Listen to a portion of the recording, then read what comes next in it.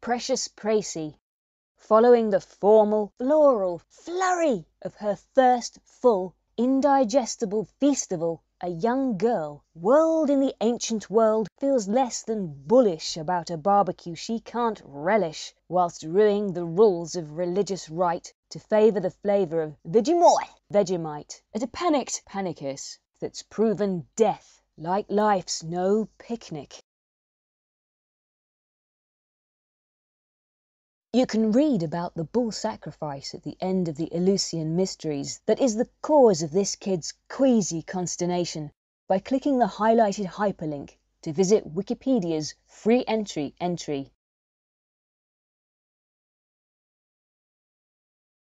We were happy dancing, and the flowers in our hair smelt like the summer should, and the music had a melody before the evening came, and betrothed their scent to incense, letting the tabor take our steps. Cold marble sculpted into silence, sanctified, paler platter for a smearing and a knowledge, within hopeful visions that deter the night yet stir the shades. And we were quiet watching, the solemn palms of preparation moistly glisten, Dionysus roses drowning for the fire, barley water, a reflex in sharp reflection. And we had altered faces, and the ashen garlands squealed and spat their colours out, and the lyre called us louder, wilder, as its strings were scorched like ceremonial sunsets. Return before the evening came. Animal rights, audio acceptance. I like the vocal. Animal rights, creation and criticism. In a move forward from the wonky mouth and incorrect dentition of Mountain Mouton the Singing Sheep, this computerized character's teeth are much more acceptably angled. However, Uncanny Valley has dictated full-time, fully dilated, non-unruly pupils fixed in an intense rolling as overcooked as the carcass their seemingly possessed possessor has not overlooked, but rather looked over, sadly stricken, sickened as a stoned and silenced Sybil. You could shut your eyes. It rather looks like I did. Appearing old enough to be a Sybil makes this model much more mature than she should be.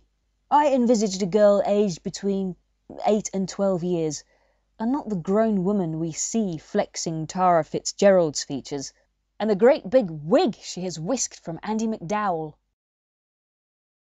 Colour me confused. Coloured, confused by a pseudo-senior moment, Andie MacDowell loses her hand luggage, her eye baggage, and the Big Hair Airport plot in pursuit of the grey pound, if not a greyhound. Of course, none of that actually happens in the above advert, but I'm sure it did in one of the British localizations for this Revitalift series. If only I could... Ember... A similar memory malfunction seems to be afflicting Andy, who... Andy who? Andy, who has completely forgotten that she isn't French. Elsewhere on YouTube, Andie MacDowell has completely forgotten that she isn't German or Turkish. I had considered adapting, not adopting, dismissed. To not look so sad, she needs to raise her chin. Laying it on with a handy muck trowel, yet ashputtle ragged, she is not Annette from Grange Hill. She is not Scary Spice. And she is not going out looking like that. Instead, I forwent this no-go photo and made the base picture for the speaker's face by using StarMaker, a standalone head designing tool that was given away by publishers Lionhead Studios to promote The Movies, their filmmaking scenario variant of the groundbreaking management games Theme Park and Theme Hospital.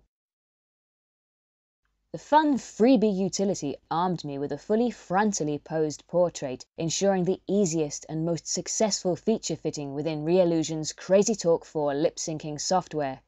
It also provided a non-photorealistic, cartoony quality to the character that I think, ironically, makes her seem less eerily unnatural than the result from an unedited snapshot may have been. StarMaker only allows for the generation of adults. I would really like to get access to a tool that lets you make animal heads, enabling the creation of casts whose casts don't get in the way of their words. Let happiness harass horror.